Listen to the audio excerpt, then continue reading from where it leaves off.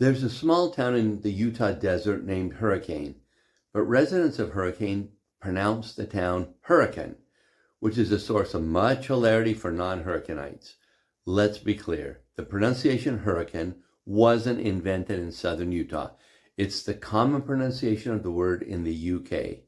My guess is that the large influx of immigrants from the UK brought that pronunciation with them to Utah.